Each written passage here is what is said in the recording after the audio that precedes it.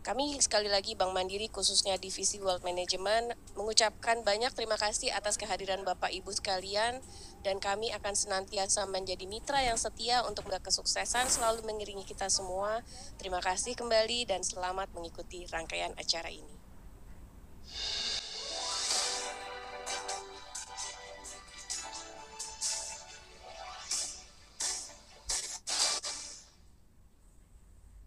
Baik, terima kasih Ibu Sista atas sambutannya.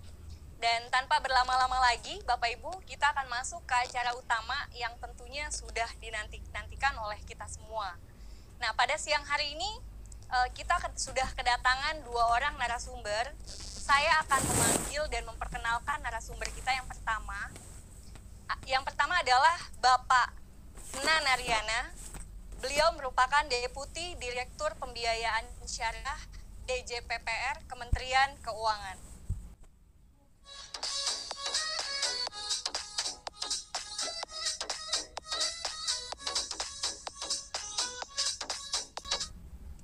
Oke, Assalamualaikum, selamat siang Pak Nana, bagaimana kabarnya? Waalaikumsalam warahmatullahi wabarakatuh. Alhamdulillah, Mbak, sehat. Gimana sebaliknya? Sehat ya Pak, Alhamdulillah. Oke, Pak Nana, saya izin untuk memanggil narasumber Selamat yang pagi kedua. juga buat para diaspora ya.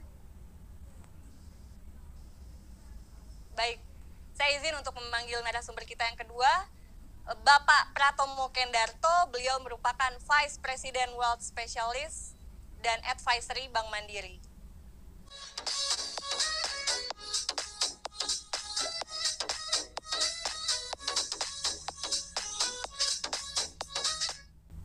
Nah, kebetulan Pak Tommy sudah hadir langsung bersama saya siang hari ini di sini. Selamat siang Pak Tommy. Apa kabarnya? Sehat ya Pak ya? Baik, Bapak Ibu sekalian, sudah ada Pak Nana dan sudah ada Pak Tommy di sini. Jadi langsung aja kita mulai karena kita udah punya cukup banyak pertanyaan untuk para narasumber. Tapi sebelum kita mulai untuk sesi talk show-nya, saya mau menginformasikan beberapa hal. Ya, yang pertama kepada seluruh Bapak dan Ibu yang sudah join pada webinar kita siang hari ini, jangan lupa untuk melakukan registrasi melalui link yang sudah tersedia di kolom chat ya. Karena nanti di akhir acara kita akan mengundi atau akan memberikan door prize ya untuk 3 orang pemenang, di mana hadiahnya berupa cashback atau nilai 1 juta rupiah ya. Nah, lalu yang kedua, sepanjang acara nanti berlangsung, apabila Bapak dan Ibu memiliki pertanyaan, silakan langsung menuliskan di kolom Q&A, karena kami juga akan memberikan hadiah kepada 3 penanya yang terpilih ya. Jadi pertanyaannya dibacakan, dijawab langsung oleh narasumber kita, lalu akan mendapatkan hadiah masing-masing sebesar uang tunai Rp200.000 yang akan dikreditkan ke rekening Bank Mandiri Bapak dan Ibu. Jadi pastikan nanti untuk menuliskan pertanyaannya lengkap dengan nama dan juga kontak yang dapat dihubungi oleh panitia dari Bank Mandiri. Baik, kita mulai saja acara kita siang hari ini. Saya akan langsung masuk ke pertanyaan pertama untuk Pak Tommy. Boleh ya Pak? Jadi sebelum kita ngebahas mengenai pengelolaan keuangan, investasi gitu ya, boleh nggak Pak kita diupdate dulu terkait kondisi perekonomian global saat ini ya. Jadi barangkali kondisi perekonomian global saat ini juga ikut menentukan gitu ya, berkaitan dengan keputusan investasi yang akan diambil oleh Bapak dan Ibu nasabah diaspora. Ya, oke, terima kasih Mbak Rizka. Jadi memang kalau soal ekonomi global ya, sebenarnya dari akhir 2022 mungkin ya, kalau misalnya teman-teman diaspora itu banyak lihat sosial media, bahkan nggak sosial media aja nih, bahkan dari beberapa institusi finansial ya, dari IMF, bahkan berita dari CNN dan lain-lain, wah 2023 ini kok kelihatannya agak kelam ya gitu kan, terus ada isu resesi dan lain-lain gitu. Nah, kita udah di Maret 2023. Nah, apa yang sebenarnya terjadi? Jadi sebenarnya gini, isu resesi itu sebenarnya isu yang sebenarnya sudah agak lampau ya. atau tidak relevan lagi gitu. Memang ada beberapa negara yang masuki resesi ya, diperkirakan memasuki resesi seperti misalnya ada Inggris Raya ya, diperkirakan masuk resesi. Tapi sebenarnya sebagai besar dunia, termasuk Indonesia dan termasuk negara-negara yang Bapak Ibu ada, itu sebenarnya tidak dalam masuk jurang resesi gitu. Memang ada tantangan ekonomi yang ada saat ini gitu ya, karena mungkin ada isu inflasi dan lain-lain gitu. Nah, kalau misalnya secara global, memang kalau dari Amerika sendiri ya, memang belakangan ini ada inflasi akan naik lagi nih gitu kan. Tapi sebenarnya dari suku bunga itu diperkirakan masih akan naik lagi sebenarnya hanya 2 kali ya sebenarnya. Jadi sekarang saat ini kalau misalnya Bapak Ibu tahu ya, suku bunga Amerika itu di sekitar 4,5%, rentang ya 4,5-4,75, ekspektasinya sebenarnya nanti di 5-5,25. Indonesia sendiri gimana nih Bapak Ibu gitu kan. Nah, BI rate sebenarnya itu atau suku bunga ya. Ini Bapak Ibu harus cukup tahu nih tentang suku bunga nih gitu kan. Nah, sekarang di 5,75% gitu kan. Apakah akan naik lagi? Nah, kalau dari pidatonya Gubernur Bank Indonesia Pak Peri sebenarnya itu sudah diperkirakan sudah peak ya, sudah maksimum gitu kan. Memang kita nggak tahu apa yang akan terjadi sampai akhir tahun, tapi kalau misalnya saat ini kita tidak ada force major atau sesuatu yang sangat ekstrim atau besar, itu sebenarnya sudah diperkirakan cukup tinggi itu untuk menjaga angka inflasi dikira-kira sesuai rentangnya Bank Indonesia di sekitar 3%. Jadi intinya Bapak Ibu sekalian, ekonomi kita itu udah mengalami dari COVID 2020. Nah, apalagi yang Bapak Ibu di Hong Kong dan Singapura ya, yang nggak bisa kemana-mana, terus ada lockdown dan lain-lain. Nah, 2023 ini sebenarnya sebenarnya cukup baik ya, tidak ada yang sebenarnya dibilang kemarin kayak resesi dan lain-lain. Memang ada resiko, namun sebenarnya itu cukup minim sih. Jadi secara ekonomi cukup baik, namun seperti biasa kita juga harus waspada kalau bisa tidak akan terjadi apa-apa. Itu mungkin Bapak Ibu dan Bu Rizka. Oke, baik. Jadi mungkin bisa dibilang kalau the worst is over ya. Yes. Ini tinggal masa pemulihannya aja. Betul. Jadi kita udah mulai bisa lagi nih ngatur-ngatur kehidupan, ngatur-ngatur keuangan tentunya gitu. Nah, Pak Tommy, karena kondisinya masih peralihan ya, tadi ketidakpastian, terus sekarang mungkin masih perlu banyak Bapak dan Ibu semua di sini perlu banyak diyakinkan lagi bahwa kondisi perlahan-lahan sudah mulai membaik. Nah, kira-kira di tengah-tengah kondisi seperti ini, apa sih yang perlu dipersiapkan sekarang nih? Kita perlu siapin sekarang supaya kehidupan di masa yang akan datang mudah-mudahan ya terwujud happy and wealthy life nih. Oke, Mbak Rizka. Ya, sama seperti semua hal dalam hidup ya. Sebenarnya yang pertama kali yang perlu kita lakukan adalah kita harus punya rencana, gitu kan. Ingat, mungkin Bapak Ibu pernah dengar ada pepatah ya, fail to plan, plan to fail. Jadi kalau misalnya kita itu gagal dalam merencana, kita sebenarnya berencana untuk gagal, gitu ya. Nah, sama dengan soal finansial. Kita juga harus punya rencana dari awal. Nah, rencana tuh apa nih Bapak Ibu segala nih? Mungkin buat para diaspora walaupun tinggal di luar. Nah, rencana itu apa? Apakah akan balik lagi ke Indonesia? Apakah tetap di negara diasporanya? Apakah permanent resident dan lain-lain? Itu kita harus tahu tujuan kita semua gitu. Nah, kalau kita tahu tujuannya, nah sama kayak maraton nih, kita tahu nih misalnya kita 40 km nih, kita lari. Sama dengan tujuan finansial. Kita tujuannya mau apa? Pensiun kah? Anak sekolah kah? Dan lain-lain. Itu tujuannya.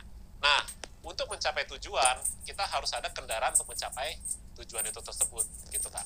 Nah, jadi itu.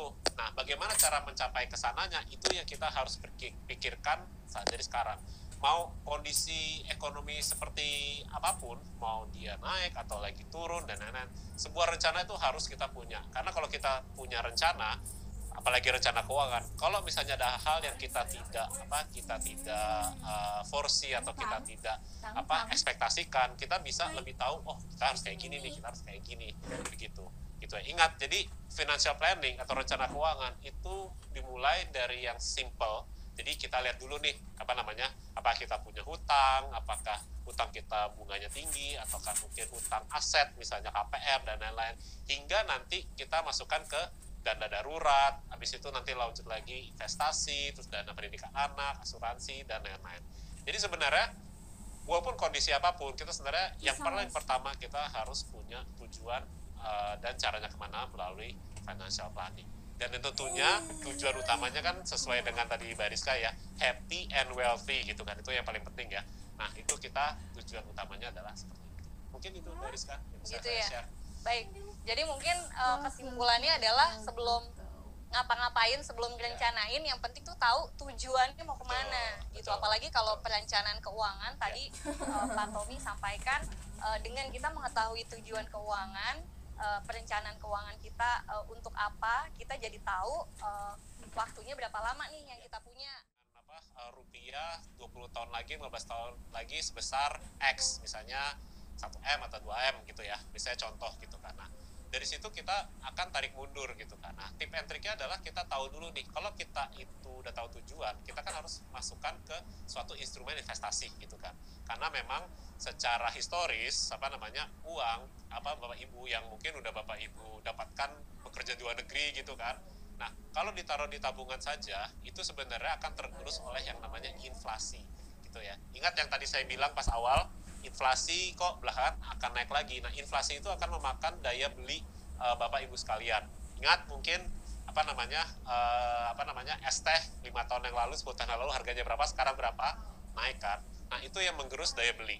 Nah, inti utama yang harus kita lakukan adalah memastikan bahwa uang yang kita udah capek-capek mendapatkan itu mengalahkan inflasi itu tersendiri gitu ya.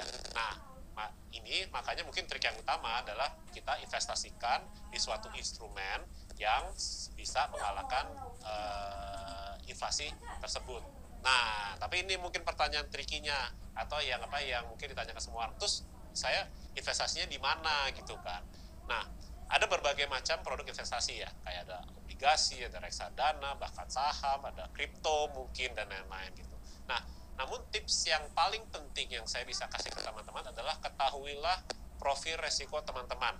Setiap orang beda-beda gitu kan. Ada yang mungkin lebih pengen, mungkin investasinya yang sedang-sedang saja nih, mungkin yang harganya stabil-stabil aja tapi tetap cenderung menaik ke depannya secara historis gitu. Atau ada yang, saya mau kok volatilitasnya tinggi, yang penting mungkin 15 tahun ke depan, 20 tahun ke depan hasilnya akan maksimal gitu ya.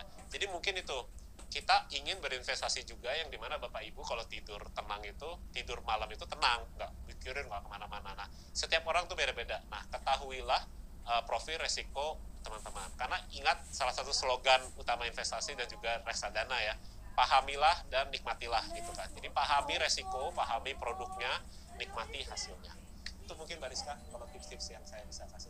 Oke, jadi mungkin tadi kalau menyambungin profil resiko sama produk investasi, jadi kayak kita pilih kendaraan ya, Betul, Pak Tommy. Kita mau mencapai suatu tujuan, pilih kendaraan yang sesuai. Kalau saya penakut, saya nggak bisa pilih motor misalnya, karena ngebut-ngebut saya takut jatuh. Jadi kalau saya naik motor, maksain, sepanjang jalan saya pasti ketakutan ya. Jadi mungkin bisa dipilih sesuai dengan profil resikonya. Nah, kalau kita bicara buat orang yang masih takut-takut, jadi ini kalau kita ngomong profil resiko mungkin masih konservatif ya Pak Tommy. Nah, mau mulai investasi tapi takut kan, karena katanya investasi itu naik turun gitu. Nah, kira-kira dari Pak Tommy sendiri ada saran atau sebaiknya bagaimana? Betul. Oke. Jadi sebenarnya gini ya, yang tadi saya bilang ya, jadi mungkin dari tabungan, terus habis itu deposito, terus naik lagi produk investasi, terus. Nah, kalau yang saya bisa sarankan mungkin bagi investor pemula atau moderat, atau bahkan sebenarnya investor yang lanjut yang sebenarnya ingin melakukan diversifikasi. Karena ingat ya, kalau kita investasi jangan taruh semua telurnya di dalam satu keranjang. Jadi kalau keranjangnya jatuh jangan pecah semua gitu. Kita harus ada cadangan. Nah, kalau misalnya kondisi yang saat ini dengan kenaikan inflasi dan lain-lain, mungkin salah satu yang bisa saya sarankan adalah produk SBN. Nah, SBN itu apa? Adalah surat berharga negara. Suatu produk investasi yang merupakan surat hutang pemerintah yang diterbitkan oleh negara gitu ya. Nah, kalau surat hutang negara atau SBN ini sebenarnya dijamin pemerintah, dijamin undang-undang. Jadi pokok bunganya akan dibayarkan oleh pemerintah, dijamin undang-undang, dan itu aman ya, karena memang dikeluarkan oleh pemerintah. Nah, ini saat ini juga sebenarnya mumpung nih, nah pemerintah ini sebenarnya sedang mengeluarkan suatu produk SBN, surat berharga negara, yang versi retail, ya, yang tenornya itu hanya 3 tahun dan 5 tahun, gitu ya. Nah, mungkin bisa dijelaskan secara lengkap oleh narasumber kita nih, Mbak Rizka. Oke. Karena kebetulan ini kita mengundang narasumber yang benar-benar langsung kompeten, langsung dari Kementerian Keuangan. Ya, baik. Jadi salah satu alternatif untuk investasi di tengah ketidakpastian kondisi saat ini, sekaligus juga untuk investor-investor yang masih khawatir, masih mau coba-coba tapi takut gitu. Itu jawabannya adalah investasi melalui produk surat berharga negara, ya. Jadi itu produknya. Nah,